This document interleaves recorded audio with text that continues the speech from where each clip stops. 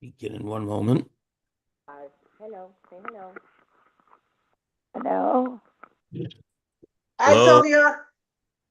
Good morning. Good morning. Are you there? Hello. So, Yes. one moment. Hello. Say hello. Hello. Hello, Sylvia. Good Hello. morning. Good morning.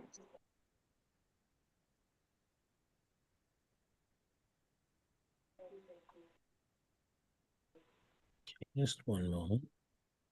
Okay. And good.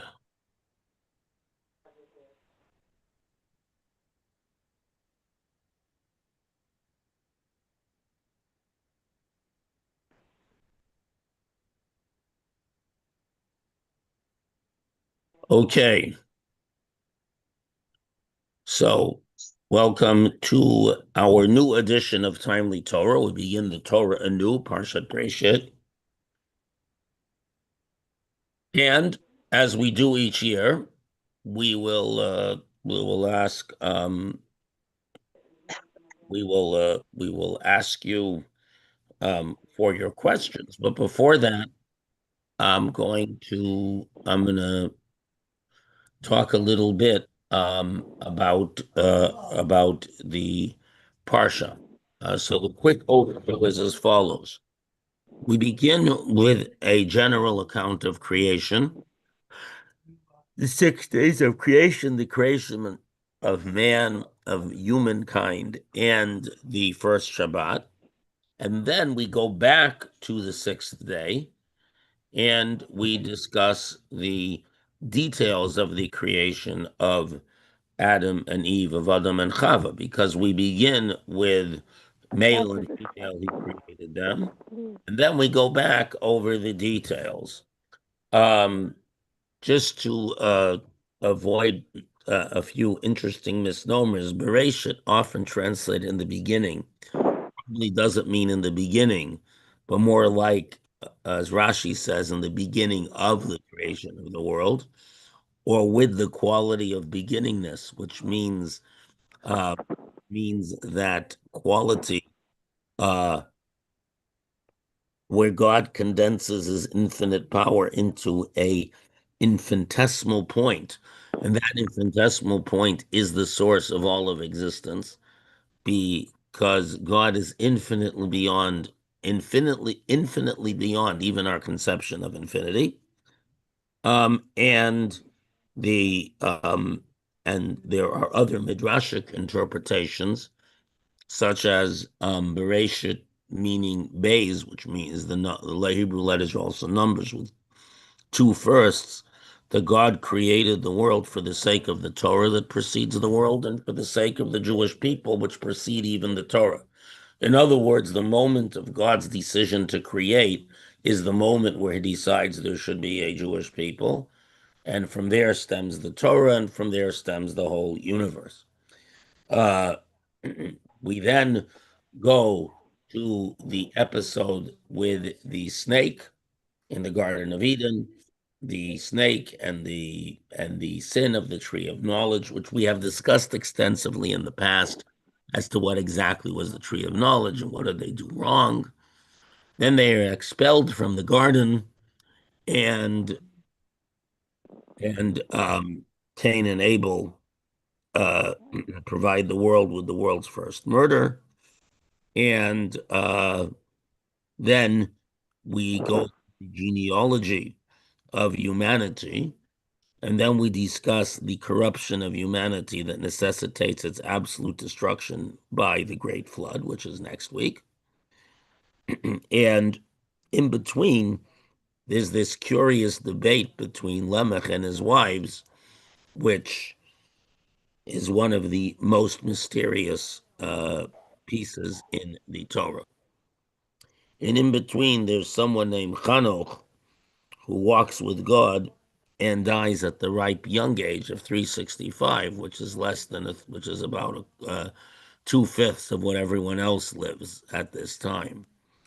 Um, as you see, before the flood, people live a very long time. And there actually, believe it or not, is a perfectly reasonable biomechanical explanation for this. Okay, so those are the key things that we are going to cover. Rashi quotes the Midrash in raising a very important question, which we studied several years ago, but which is crucial for our time. And I intend to, and we're going to look at that because it evokes very important questions of relevance to Israel. Um, so those are what we're going to look at. We are going to indeed look at that Rashi now and and accept comments on it, and then if anyone else has any Genesis related questions, I should be most happy to discuss them. Okay, so let us go to Bereishit itself.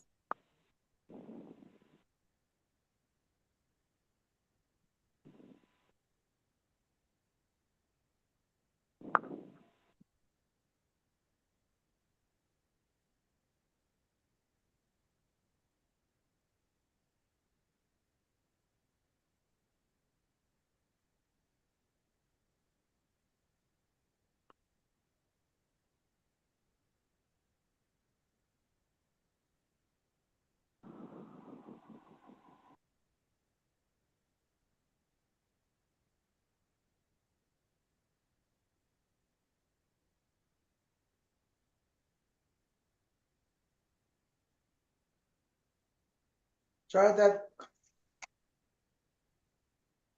Just opening this up, making it nice and big. Okay, and we're going to do a share screen.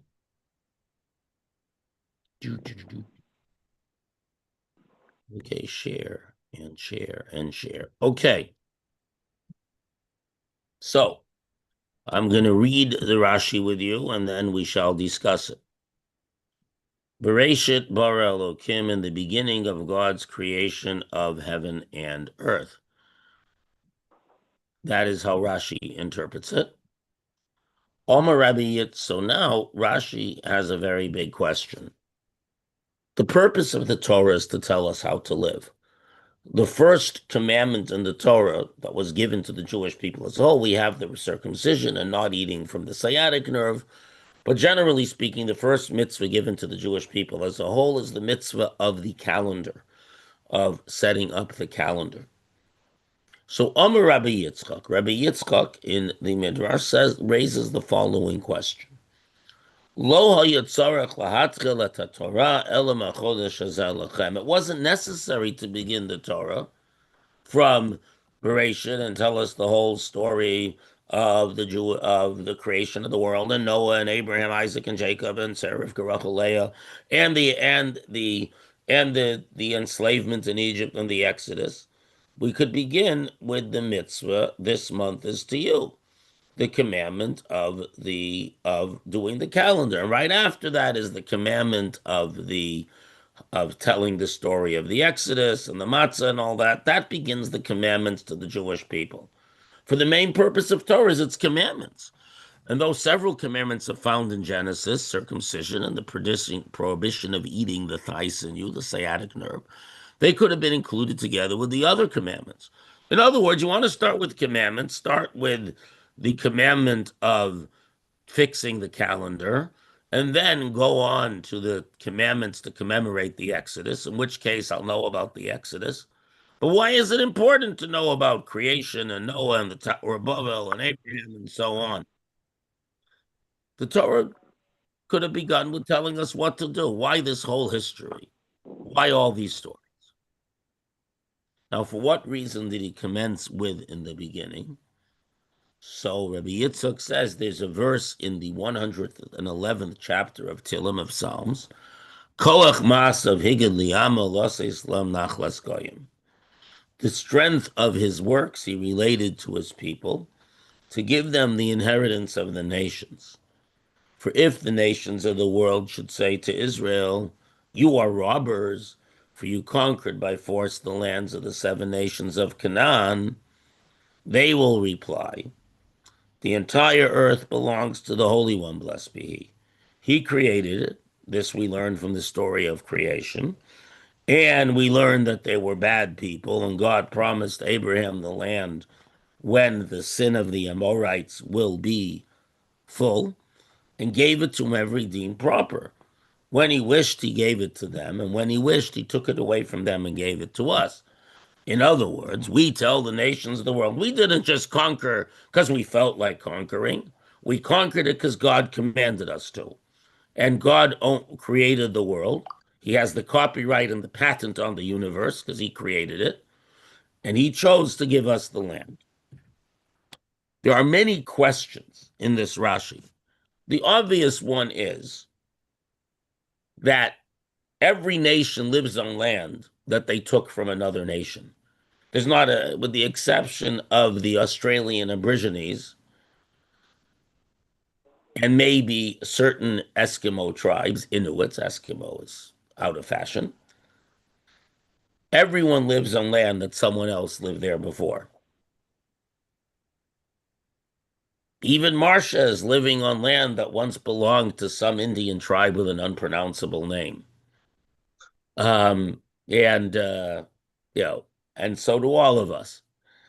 And every country in the world, the present British are, you know, are a bunch of are a bunch of Germanic tribes who kicked out the Celts, who kicked out the corded earthenware people, who kicked out whatever people were there before, who kicked out the people who were there before, and so on.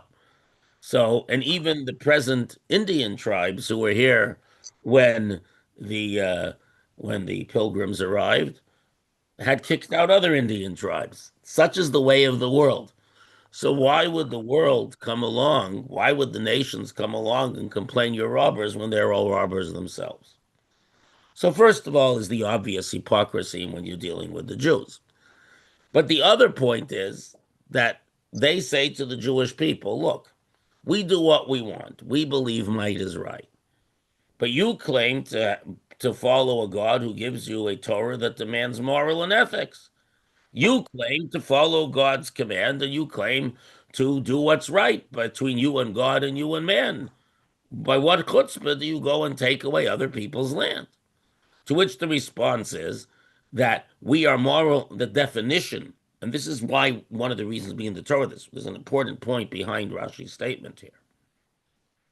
Good, moral, ethical, and decent are defined by God. In other words, it's wrong to kill people unless God tells you to kill people.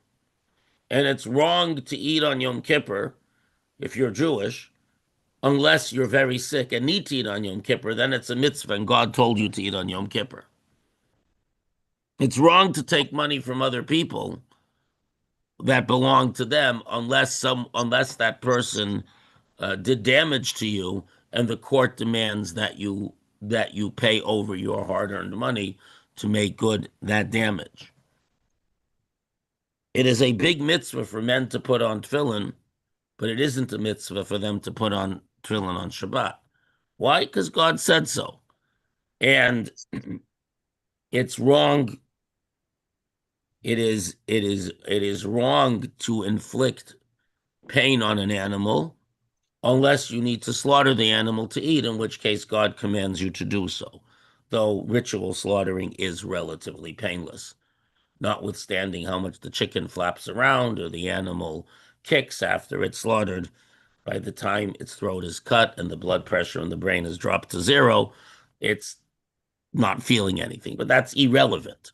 But the point is that from the Torah's perspective, right and wrong are defined by what God wants and what God doesn't want. That's why the statement in the Ten Commandments is not do not kill, but do not murder. Because sometimes it's a big mitzvah to kill people and moral and ethical and just. Why? Because God said so. Now, once we understand that, so if the nations of the world say you're robbers By what right do you come to the land of Israel? When you took it away from others, we respond, the whole world belongs to God. And if God tells us, I am giving you this land forever, and there are people there who are very bad people who you need to get rid of, it's a mitzvah to do that because God said so, and it's His world. The world and everything in it belong to God. How do you know what God wants? That's why God gives us a Torah that is unequivocally and without doubt directly coming from God. It's not a religion that someone made up. Hence, we begin the Torah from Bereishit. The Lubavitcher Rebbe asks an interesting question. He says that granted that it's an accepted fact by the providence of history that people take land from other people and live there, and that's the reality. We don't turn back the clock. Um, even if we could find the Etruscans, we're not going to give them back Italy, which belongs now to the Italians who are descended from the Romans, etc. and and the people who presently live in Germany originally lived in what is today Eastern Russia, and we're not giving Eastern Russia back to them, nor um, nor are the Pequots getting the whole Connecticut, though they did get 2 casinos, and so on. Now, um, however, the point of the land of Israel belonging to the Jewish people, that God gave it to the Jewish people, is that it's le'olam eyad, forever and ever. Unlike other places where once they are conquered and the people have not been there for a long time, we don't say that the people who were there a long time ago have a right to it. Such is the way of the world, even if the way the land was taken was bad and wrong.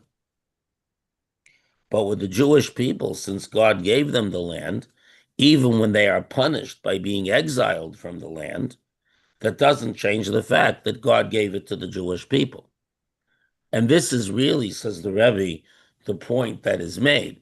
The nations of the world say Abraham left and went to Egypt. Abraham's descendants left and went to Egypt for 210 years. Why do you come back and say it's yours now? Or at any given moment, a Jew who lives in the land of Israel has the right to say, this is my land because God gave it to me. So, for instance, let's say, even though the redemption has not come and we don't have a Sanhedrin and we don't have the whole land of Israel, but let us say a Jew lives in the land of Israel and we are commanded not to take more of it by force without a good reason. But let us say someone attacks you and you fight a war with them in defense because you were attacked. And when the dust settles, you now are on a piece of the land of Israel that you didn't own before.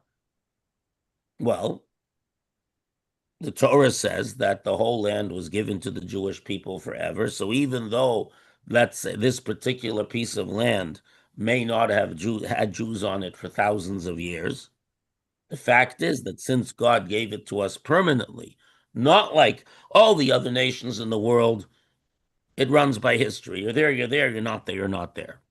Such is history.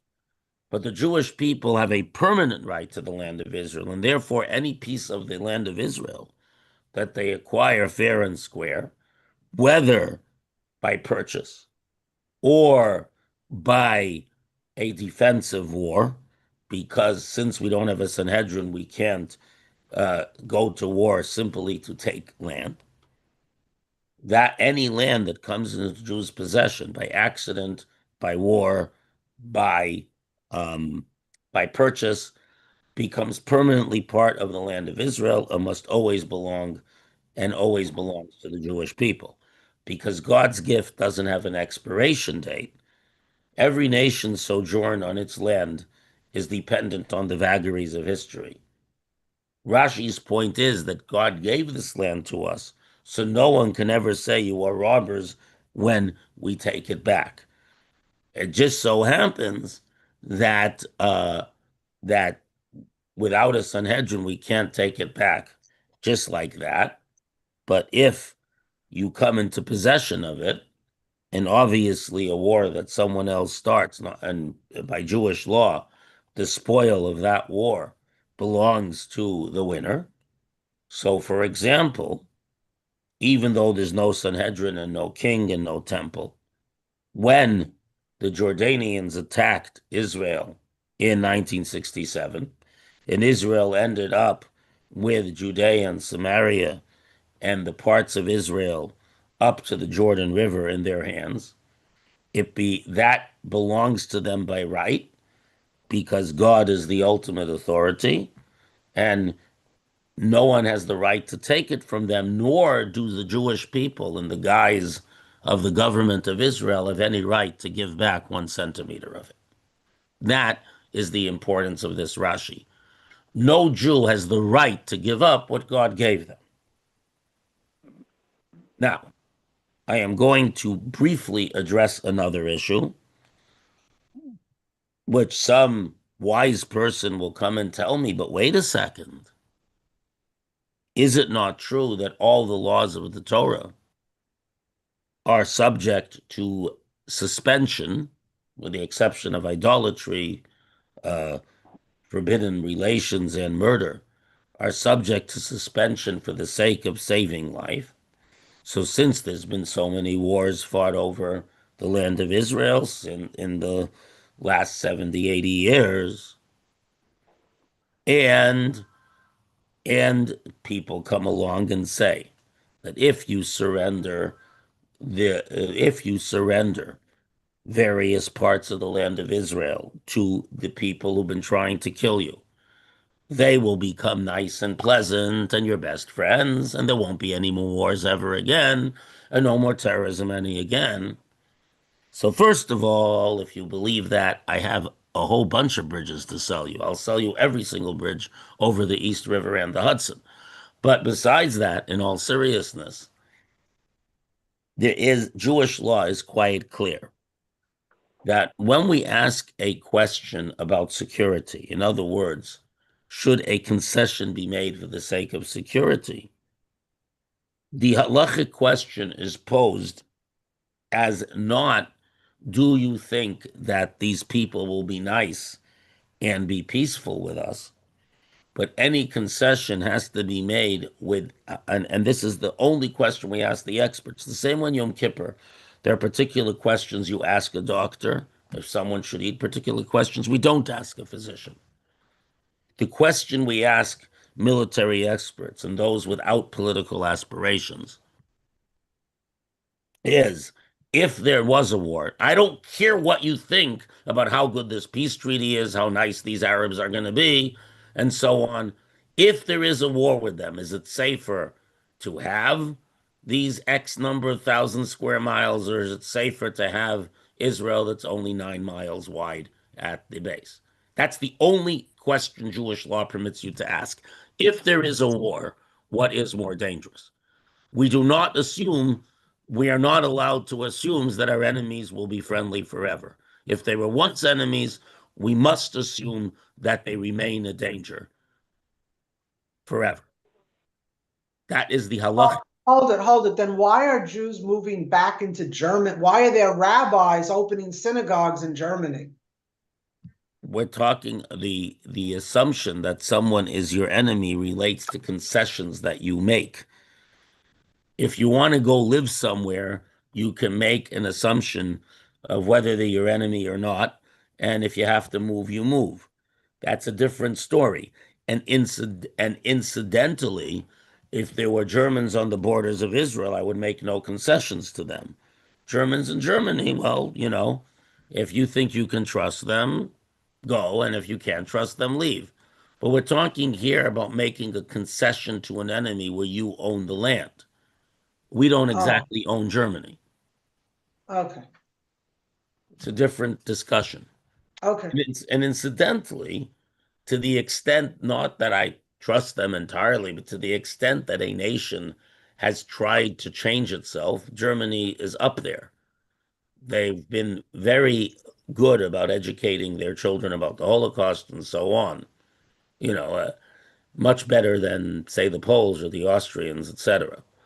But putting that aside, the halacha relates to the question of yielding property to an enemy. In other words, the halachic question is, may I yield property or land? Yes, Sylvia. May I yield property or land to an enemy for the promise of peace or safe conduct? And the answer is that if an enemy is coming and all they want is some money, and you know that they will not attempt to kill you if you don't give them the money, then you might be allowed to give them some money. But if they come and make threats to you with force, even if they want a bundle of straw for their horses, and even if we're dealing with a Jewish community that's not in the land of Israel, they just happen to have a degree of autonomy, and we're close to the border, it's forbidden to make any concession to a threat of force, even one bundle of straw. Because, says the Code of Jewish Law, we are concerned that the whole land will be open before them if we show weakness on the border. Given the power and range of modern military equipment, any halachist will point out to you, anyone knowing Jewish law, that Israel is small enough that the whole land of Israel, as it presently is constituted, is on the border. The enemy's missiles can reach anywhere. And therefore, any concession to a threat of force is absolutely forbidden by Jewish law. So there are two separate questions here. The first question is, are you allowed to give up land of Israel that's come into your possession? The answer is no. God gave it to the Jewish people, as indicated by the first verse in Bereishit, and you're not allowed to give it away. Then comes the question, but what about to save life? So the answer is that a concession to an enemy for a promise of peace or safety, especially in a place where you are near the border, which clearly nowadays applies to the whole land of Israel, is absolutely forbidden. And one must break the Shabbat. In other words, if someone comes and says, comes arms and says, I'm going to hurt you unless you give me, unless you fill up my cars, okay, the equivalent of a bale of hay for my horses, then I'll go away. We are obliged on Shabbat to preemptively attack them, even if you hear they're planning on threatening you. And we only break Shabbat to save life. In other words, in the present situation in Israel, any concession made to a threat or a promise of nonviolence is absolutely forbidden by Jewish law because it is a de facto question of danger to life, and nothing any expert says changes that law because the experts are making calculations, so-called experts, assuming about people's intentions. We make no assumption about people's intentions. If someone ever threatened you, they are an enemy and no concession may be made to them because otherwise you endanger the lives of Israel, of everyone in the land of Israel. And the fact is, we made concessions. We gave Gaza back to the Arabs in 2005. And we all know what happened 2 years ago. So the wisdom of Jewish law has been absolutely vindicated. And only an imbecile or someone completely obtuse could assume that there's any benefit whatsoever to making any concession to our enemies, especially that it's not exactly they've made any effort to not be our enemies, but that's irrelevant. Once an enemy, if you want to be friends, that's fine. We'll sign a treaty with you. But we're not going to make concessions to threats of force because and we all know what happened to poor old Czechoslovakia in 1938 and 39. If you make concessions to someone with a threat of force, they're only going to take more. And that is the meaning of the statement in the commentaries on the Talmud on this matter, which is lest the land be opened up before them.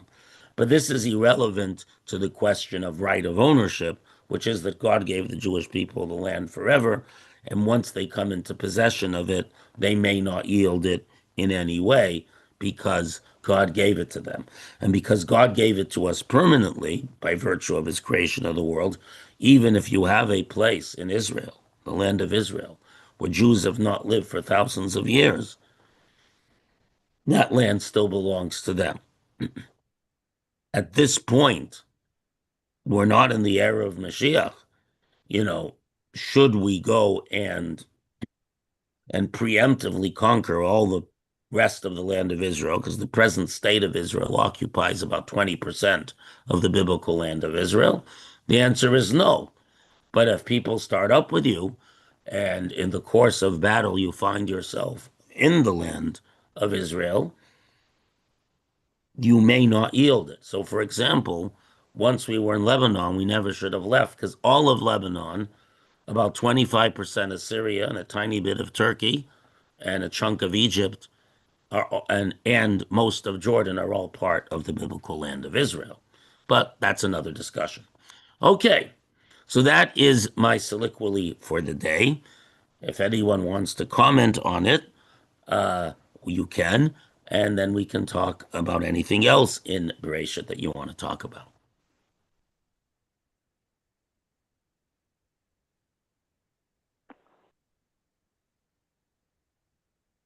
I would not comment on that. I would go to other stuff in Go ahead. Bereishit. Well, no one has anything want to say Uh, about the first Rashi.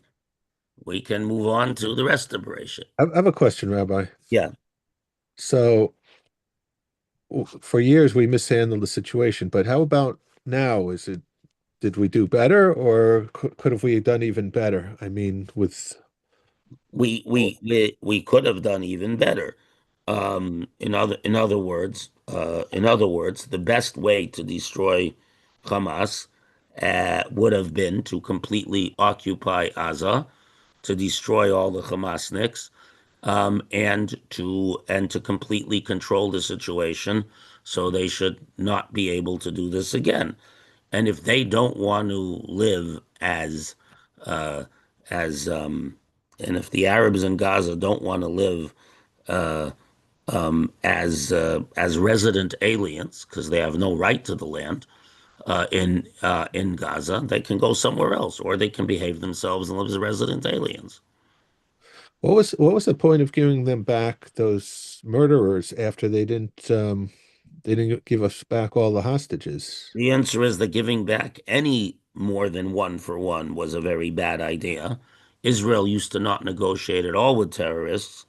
And when they gave back 1,000 for Gilad Shalit, those 1,000 were the ones who perpetuated the horrors of October 7th, 2 years ago. Um, and the Lubavitcher Rebbe raised the more important questions: is why are they terrorist prisoners at all? In other words, you see a terrorist, you kill them. You don't arrest them and put them on trial, you kill them. And the Rebbe was a very nice person, but these people are devoted to killing Jews. There shouldn't be any to trade because they should all be dead already. That is the truth. Waste of time and effort and money putting them on trial in the desert. If you're a terrorist, which means you're trying to kill Jews or Arabs who live in Israel for that matter, you should be killed. There shouldn't be anyone to trade. That's the truth. And if you are going to release people that you have, you certainly shouldn't make lopsided trades because A, that encourages more murder and more kidnapping. That's number one. Which is why we, even when pirates capture people, we don't redeem them for more than their going rate, even if their lives are in danger, because it just encourages the pirates to capture more people. And the same thing here. And certainly, we're not allowed to release people who make it clear that they want to go back to murdering Jews because they'll do their best to do so. Hostages are tragic. You do your best to get them back by force of arms, but we should go back to the way Israel behaved until 1987, which is you never negotiate with terrorists and never make any concessions to them and never return anyone to them. Because for one Gilad Shalit, we lost over 2,000 people in this Gaza war. And many terrorists who have been released went on to kill many more Jews. That is the correct approach from the perspective of Jewish law and ethics. It takes a strong stomach to take such an approach, and it's a great tragedy, of course, for the families of the hostages. But we we cannot but we're not allowed to endanger thousands for the sake of a few, especially where much more efforts could have been made to retrieve them. But at any rate, I think that's pretty clear. Sometimes very difficult choices have to be made. And this would have been the correct difficult choice. Yes, I understand that, Rabbi. But also, once we got back to living hostages and we didn't get everybody back, why release busloads of those Well, murderers? the simple reason is because that was the agreement that the agreement that the Israeli government agreed to. And granted, there was great pressure from a president who has been friendly to Israel. But Lubavitcher Rebbe once pointed out, and it's true now as it was 40 years ago, that America has many political interests and diplomatic interests throughout the world, including the Arab world, and therefore it behooves them to pressure Israel to do what benefits America, which is not necessarily the same as what benefits Israel. That being said, historically, when Israel has been very, very firm, America has backed off the pressure. So the answer is that Israel could have gotten a better deal in this regard. But the problem is that Israel has demonstrated the willingness to release thousands of terrorists for a few hostages. So it's very hard for them to refuse now. They could have, they could have demanded a better deal. But there's a very bad precedent set that should never have been set. That being said, um, the present Israeli government is better than some other ones, but far from what it should be if they truly followed the Torah and trusted in God. That's the truth. So your question is the answer. They shouldn't have. Okay, now moving on to the rest of the parsha after the first verse. New Marsha, you got something? Okay, so I got a bunch of stuff, but starting close to the beginning there, No, you do what? know, by the way, you do know that I put it on the WhatsApp that we resume timely Torah for Lech Lecha, which is November 5th, and we resume Talmud November 3rd because starting the beginning of next week, I'm going to be very occupied with this wedding, which is in Virginia. And there's a lot of other things I have to do in order to get away for a week. There are many, many things I have to do to be able to get away, because this is basically a one-man show over here. So, so the good news is that after November 3rd, um, which we begin Talmud, and November 5th, when we resume the timely Torah, we'll have a long run right through Hanukkah of being able to study on a consistent basis. I'm also going to resume the deep dives in November too. Um, and That's not the way I understood your WhatsApp message. It seemed to me that you said that you were going to be uh, available on October 31st. let me check. Hold on. Let me go. Let me see. Hold on. October 3rd. Hold on. Here. Talmud resumes, but not next week. What is next week? Next week's the 24th. Ah, yes, correct. Yeah. Sorry. I do apologize. You are correct. The 31st, I will be here. I'll be cooking for our Sheva Bracha. But yeah, the 31st I'm here. So you're right. So Timely Torah will begin again on the 31st. On the 5th will be Okay. the second week. Yeah, you're right. Okay. So the WhatsApp is correct. Yeah, the 31st, I'm going to be here anyway, so I'm sure Mrs. Yaffe will allow me out of the kitchen for an hour. Okay, Okay, But thank not you. all next right, week. We're not meeting next week. Is that The no, next week is the Ufruf, and it's the middle of nowhere in Virginia, and I highly doubt there'll be proper communication. And besides, we will be. It's a do-it-yourself Ufruf. It's not like you're in Baltimore or Brooklyn or Silver Spring, for that matter, where you can just find a caterer. We're catering everything ourselves, with the help of a few bear and deer. Okay, um, so okay, go ahead, Marcia. What okay. are we going to do this week? So, how does Lilith fit into the Bereishit? I don't see any mention of her. So I was surprised that all we did was like show Eve shows up. And what happens to Lilith? Well, first of all, from the perspective of the text, Lilith doesn't exist. That's first of all. Yeah. Second of all, second of all, Lilith in Lilith, however you want to pronounce her name, appears in Kabbalistic literature as a spiritual force. The Satan is not some dude with a red face and horns. The Satan is a spiritual force, an angel. Lilith is the female. She represents the female Sephira of Malchut in the realm of evil. She is the. There is a. All the Sephirot exist in male and female form, which is not the same as human males and females. And Lilith is the feminine, the Malchut, the aspect of Malchut of dominion of the realm of Klippa, of the realm of the other side. There are various texts which talk about Lilith as an individual, and those texts are, from the Kabbalistic perspective, meant to be taken allegorically. From those texts, people who took these allegories literally created quasi midrashim that are all much later than the midrash about Lilith and so on. So when the midrash says that in the 130 years between the expulsion from the garden, and the birth of Seth, that Adam cohabited with Lilith and created legions of demons, this is referring to a spiritual exile and the creation of malevolent spiritual forces, not to be taken literally. Various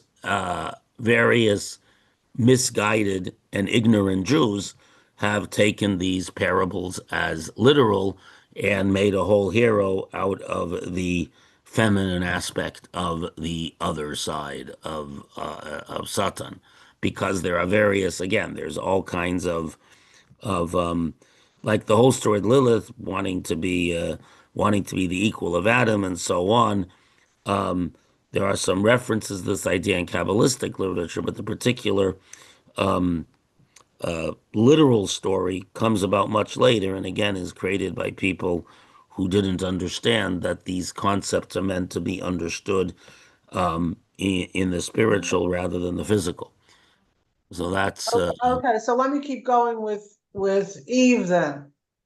That I mean that explains it because I was when I was rereading and I was thinking where was Lilith, and I wondered why that was. among a certain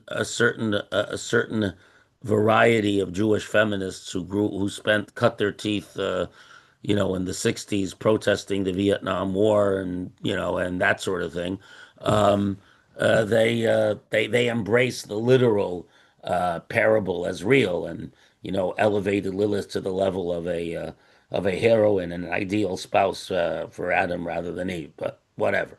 Yeah, that's why I was surprised because yeah, that was me. Okay, I mean I But thought Lilith. I just want to say that the sad state of Jewish education in this country is revealed by the fact, not you, but there are people who know a lot about Lilith but couldn't read even one verse of the book of Genesis in the original Hebrew. But Yeah. I Yeah, no, digress. that's not me either, but I must admit that I did not check the text. I just incorrectly assumed when I was in college that So Lilith was there.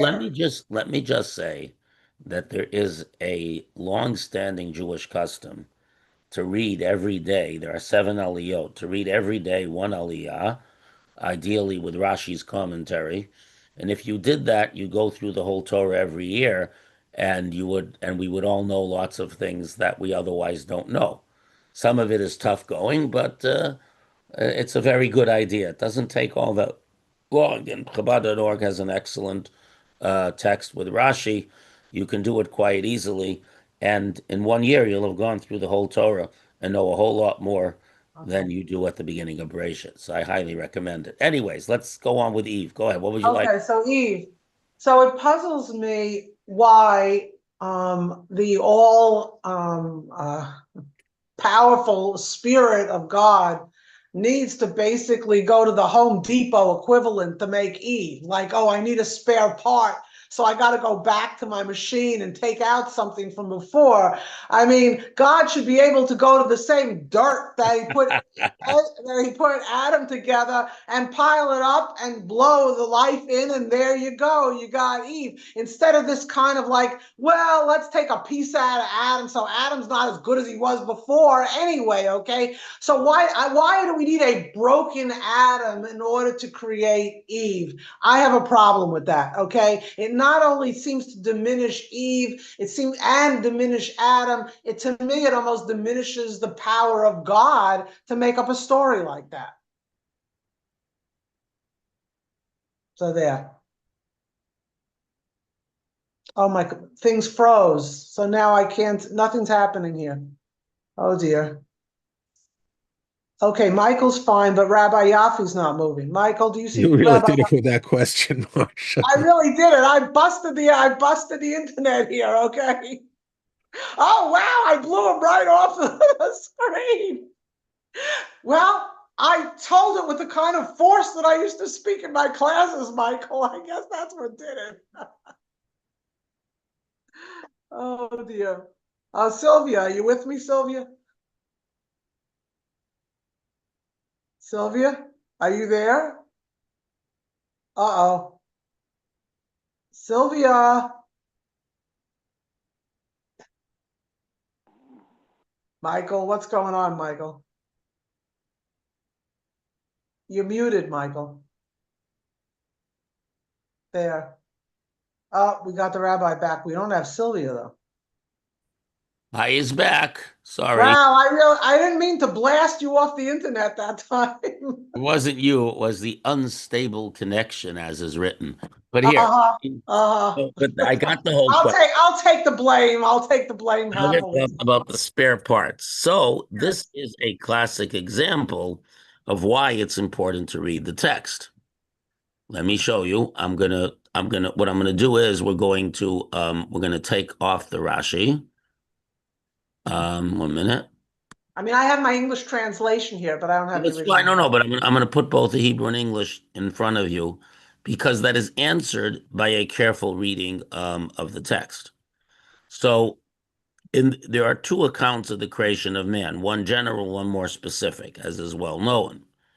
So here, so God said, okay, so verse 27, God created man in his image, right? Yeah. Image of God, he created male and female, he created them, right? So he created male and female. He didn't use spare parts. He created male and female. The reason you think spare parts is because the King James Bible, and I think the JPS 1917, I'll tell you in 1 second. Let's look at the JPS 1917, and I'll tell you if they have it wrong too.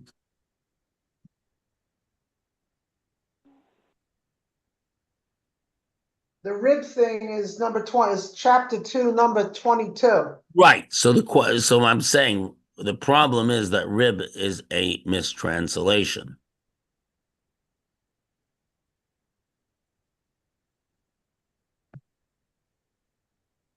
Let me go to chapter 2. 1 second.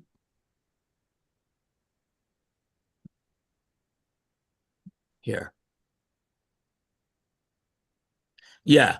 So God cooked one of his ribs. Now, if you look at the translation here in chapter 2, you will see a different translation, which is more correct. And once again, Rashi and Onkelos both comment on this. Here.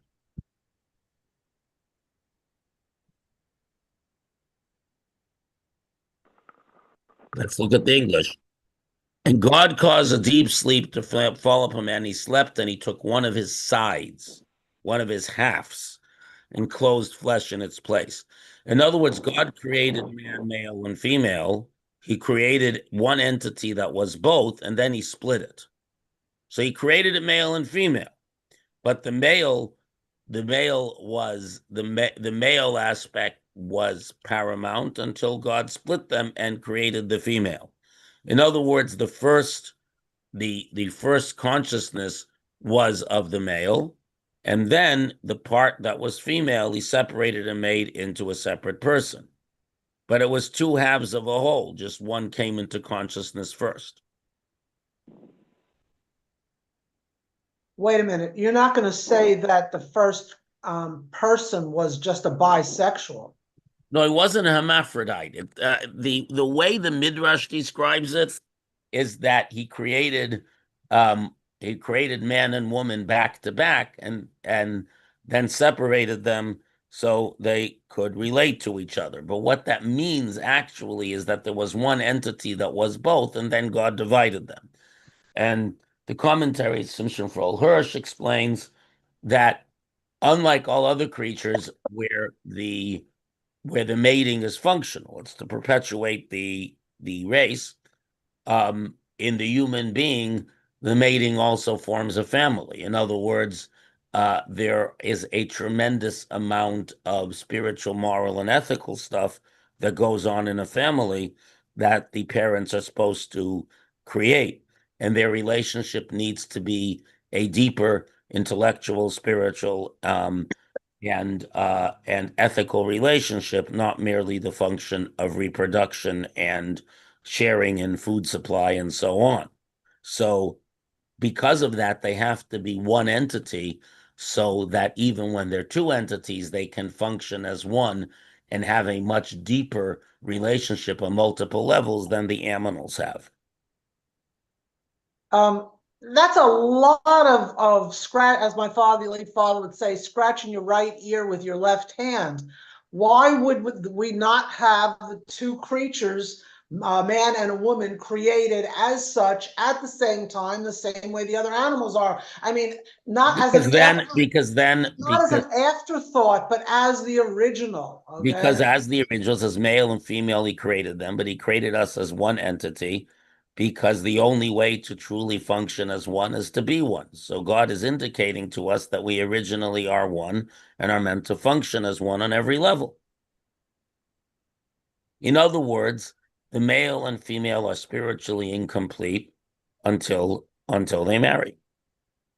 But you've said on more than a few occasions that women are not obligated to marry. That Are you suggesting that women remain as incomplete people if they choose not to marry? men or women. But for the answer to that, because I know both men and women who didn't marry in their lifetime, the answer to that lies in the question of reincarnation. That everyone is meant to be married at some point in their life, but that life is made of many incarnations, and not necessarily in every incarnation it does one's tikkun, does one's repair, does one's mission demand Wow. that unity. But you were united in a previous life if you were not in this one, or in a future life. Wow. These things are only truly understood from the perspective of the Kabbalah.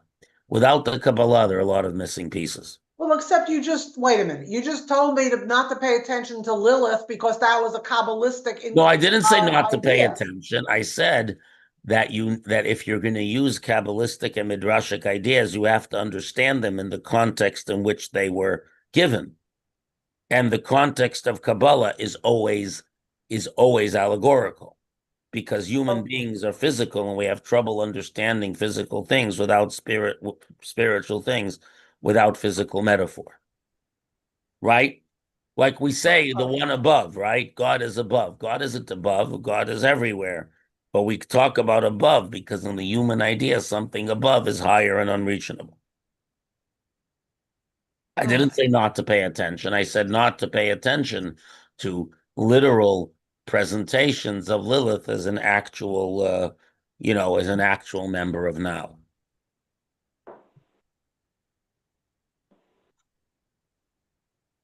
Cain and Abel. Okay, we're moving along then to Cain and Abel. Ah, Cain and Abel, and one is, setting them up as one is the farmer, and one is the shepherd. shepherd. Yeah, and one killing the other. Seems like a very strange way to get everything going in the beginning. The I would God, again, the deity who can make everything turn out right to make sounds like another mistake here. Okay.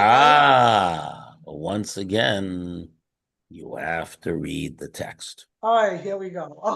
Okay, what did I do wrong this time? Okay. You're not wrong, but in other words, God created man and woman and right away gave them the mitzvah of not eating from the tree of knowledge.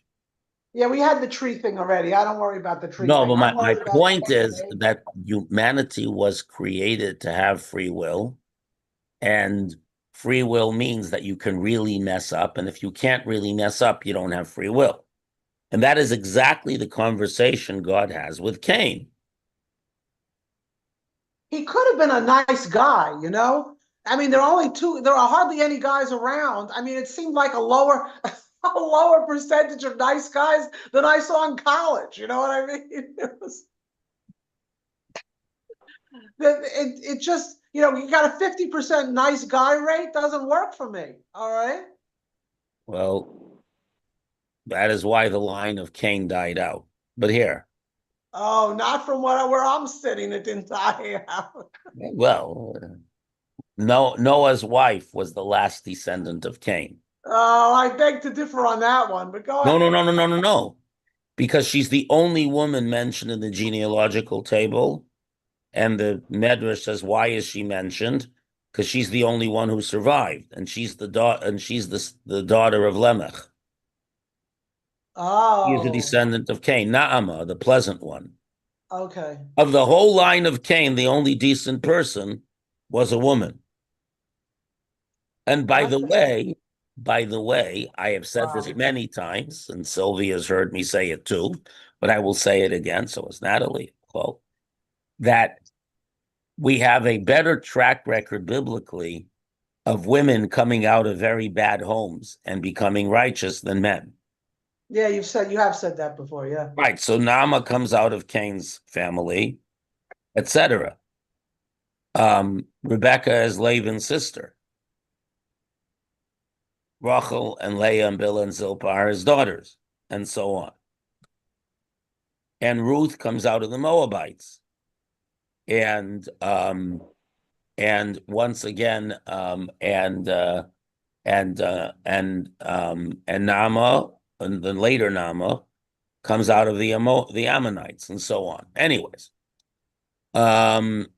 so, but what happens? Cain is upset that his offering was not accepted. And by the way, I have said after 9/11, I pointed out that Cain is upset about a religious matter, God not accepting his offering. Religion is a very potent source of bad behavior if you misuse it. Because the whole point is you have free will in everything, including religion. So what happens here? Vayom Hashem said to Cain, why are you annoyed? Why has your countenance fallen? Is it not so that if you improve, it will be forgiven you? In other words, do a better job with your offering. If you do not improve, have the entrance, Rashi explains the entrance to your heart. Sin is lying, and to you is its longing. In other words, your evil inclination wants to get you to do bad things. For ata tim shabo, you can rule over it. Rashi says, if you desire, you can rule it. In other words, this is exactly the point. God tells Cain, you have free will, even with regards to killing people, to the worst sin of all. You have free will. I am not going to impose good on you. You have to decide to be good and not to be bad, because the whole point of humanity is that they exercise their free will to do what God wants of their own volition. If you can't do evil, your good is worthless. Say that last piece again. If you If you can't do, cannot do evil, your good behavior is worthless. What's this? why? Wait a minute, no, why? What? Wait, Thank you. that doesn't necessarily follow. Yes, it does. If you Um, cannot choose evil, if you're a robot that always does good, why can't you just be a nice person by you nature? can, but if you do not, but if you are programmed to be nice and you're never tempted to do something wrong, wrong being defined by the seven Noahide laws or by the Torah, then your choice of being good is not a choice. You're a robot. That most parents want just see that as the ideal child. Yes, but they also know that ideal children don't really exist. Oh, I don't know about that. I'm not You so have sure wonderful about that. children, but I am sure they occasionally misbehave. And occasionally, even as adults, made less than ideal choices, Okay. including all the ones you don't know about, Marcia. Yeah, I knew you were going to say that. I knew you were going to say that. No. And I always, by the way, I always tell parents, including myself, who have difficulty sometimes with their children, that remember your adult children have free will. After bar and bat mitzvah, they have free will, and you can educate them well, but you cannot completely control them. And let me and there was a book very popular in the 1950s. We had a very old school library growing up in the in my Jewish day school in Maine, which is a very small school. I used to joke that its full name had more words in it than students in the school because it was the Abraham S. and Fannie B. Levy Portland Hebrew Day School. But actually, we did have more kids than words, but not more kids than letters. But at any rate, my point is that there was this book was called Peter Perfect. Did anyone see this book? As it was very popular in the 50s, and there's this really perfect kid who never tears his clothing, who always has perfect table manners, is always polite, you know, is always wherever he needs to be at the right time, always gets perfect A's. And all the parents are telling the kids, why can't you be like Peter Perfect? And in the end, you see him from the back with his head turned backwards so you can see his face, and a single tear is falling down his face, and on his back there's a huge wind-up key because he was perfect Oh, because he was a robot. That I, story affected me very deeply oh, and what's gave the me name? a deep understanding. Let me look that one up. What's the name of that Peter again? Perfect, Perfick. I'm wondering if it's online now you mention it. That was like the first book I ever read myself. Peter Perfect with an I-C-K. I think IK, I think, yeah. Peter Perfect. Well, nothing comes No, do up. you mean Peter Purdick? Oh, Children's. Here, 1 second. Now you got me going into the child. no, when I get Peter Perfect, I get a pulmonologist. Yeah, I know, I did too. I can't believe that. I can't believe that maybe it was with a C. Let's see.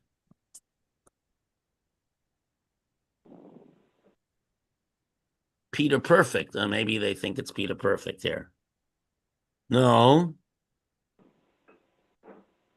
There was a TV. The book Here was it is. called Peter Perfect, and There's a cartoon that, yes, I found it.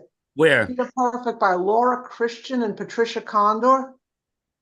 is it an illustrated book? Let's see.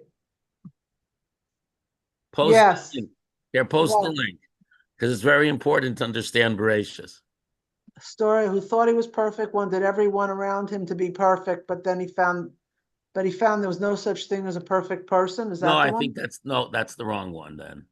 How about Nobody is Perfect by Weber, Bernard, and No, Bernard? I will find the book ultimately, but I'm telling you that this is the point. That if you're a robot, there's no merit in your being good. Light is good because you have the choice of darkness. So at any rate, that's Okay. what Hashem tells him, that if you desire, you can rule him. Here's the Rashi. Here's the Rashi. Show Rashi.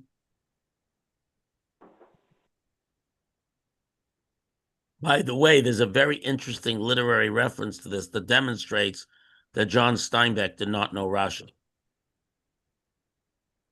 I never thought about it. Here, 1 minute. Here. At the entrance of your grave, your sin is preserved. The longing of sin, the evil inclination, which constantly long and lusts to cause you to stumble. But if you wish, you can overpower it. If you want. So in the book, one of his later books, East of Eden, by John Steinbeck, one of the characters is very interested in what the Hebrew word timshol means. So he hires some Chinese scholar to study Hebrew, and after like 5 years, he says it means you can rule it if you want to rule it. But so I pointed out that he didn't have to spend all that money and wait 5 years. He just could have opened a Rashi and looked at it. But that's what timshol means. If you desire, if you want to, you can overpower it. You can rule it if you desire to. Anyways. And okay, finally, the Lamech stuff. Why do we have Lamech and the wives stuck on the back there in chapter 4 when Lamech is not even introduced until chapter 5? I mean, it seems No, that's odd. that's a different Lamech. There's Lamech, Noah's father, and there's a Lamech, Cain's grandchild. Oh, I didn't realize those were two different Now, pieces. this particular piece is, we don't have a lot of time. Very briefly, we can look at it another time, but very briefly, the wives are fighting with Lamech. So according to one interpretation, they separated from him because they didn't want to have any more children because Cain's seed was cursed. And he said, I didn't do anything wrong.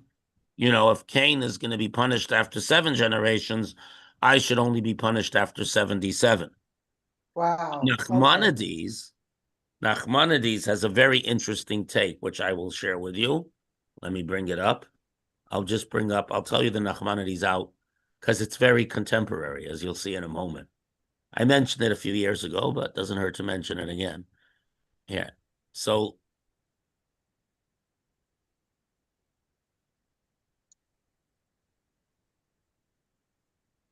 in chapter 5, right? So you have Cain, right? We have Seth and Enosh and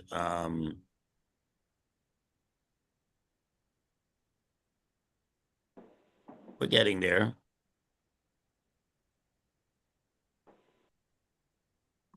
Where did Lamech go? 1 minute.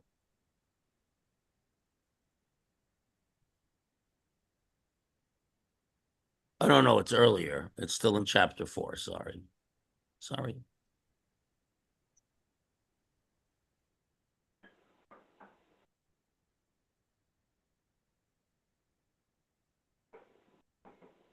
Here. So Cain gave birth to Chanoch, yeah. And Chanoch gave birth to Mishuel. Mishuel gave birth to Lamech. So Lamech is his great-grandson, right? And Lamech had 2 wives. And then Lamech said to his wives, Adan Sila, hearken to my voice, wives of Lamech, incline your ears to my words. For have I slain a man by wounding him, and a child by bruising him? So there's a whole story here where Cain kills his Lamech accidentally kills Cain and his grandson. But Nachmanides says as follows: Sila too, she bore Tubal Cain, who sharpened all tools that cut copper and iron.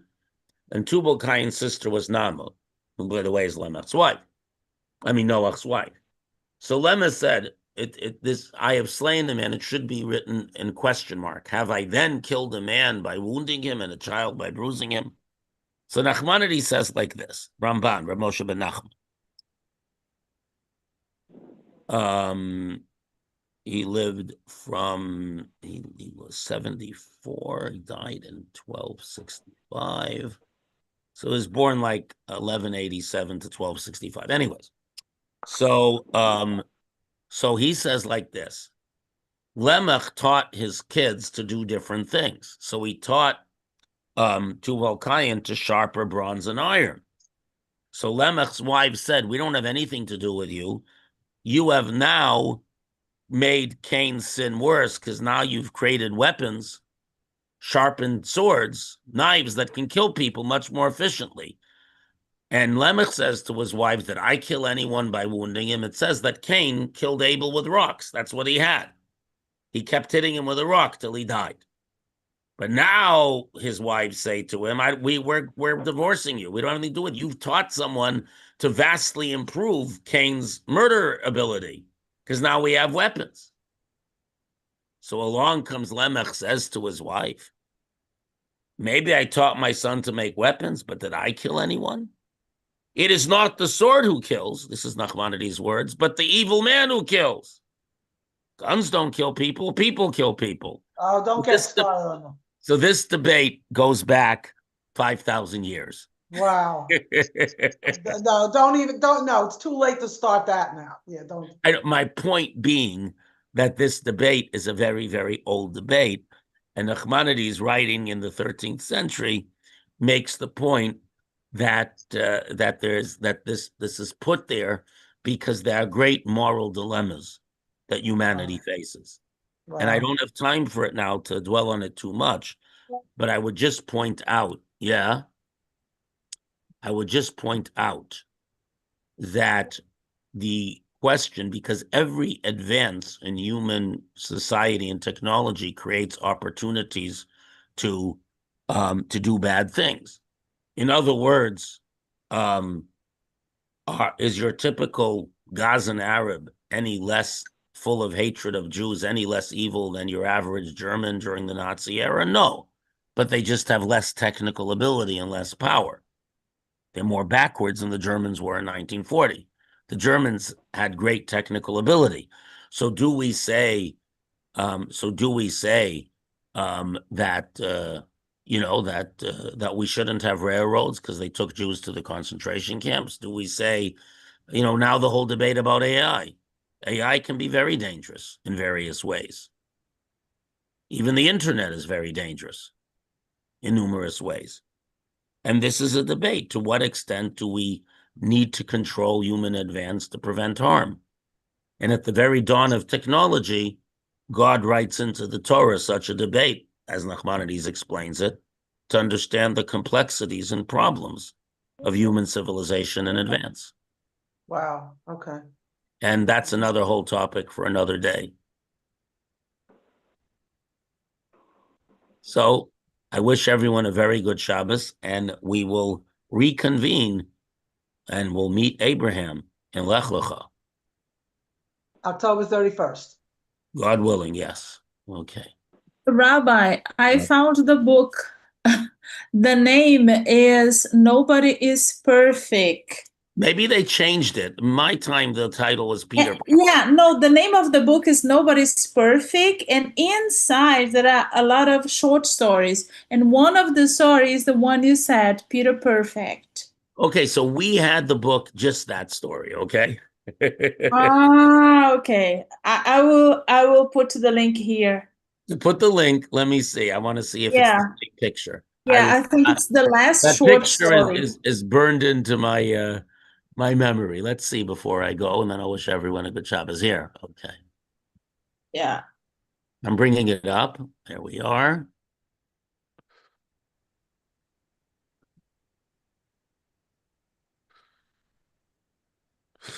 Interesting. What year was it published?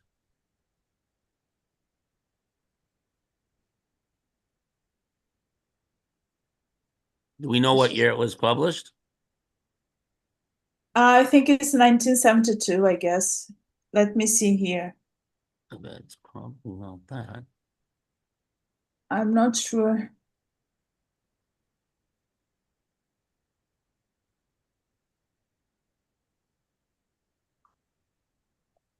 Well, how do we get just Did one? you get the link? Yeah, I have one. I'm on share. I'm on share screen. You don't see it? What I'm trying to do is to see. Okay. Yeah, it's from You can't borrow it because someone's using it. There's only one book available. But come back another time. I stopped. I was borrowing it. I stopped borrowing it. Well, or you can just so unborrow it. But it says I unborrowed it. It's from it's by Bernard Yeah, Wahlberg but I want to see from 1971. 71 is possible because that's 1 year after I started reading. Okay, well, it takes a while to get. Anyways, you'll find it. Either it's the right one or it's not the right one. Yeah, I think it's the right one. Okay, well, but the point is the point. To be perfect, you Yeah. have to be a. They have a web page with all his books. Because I thought it was a much older book.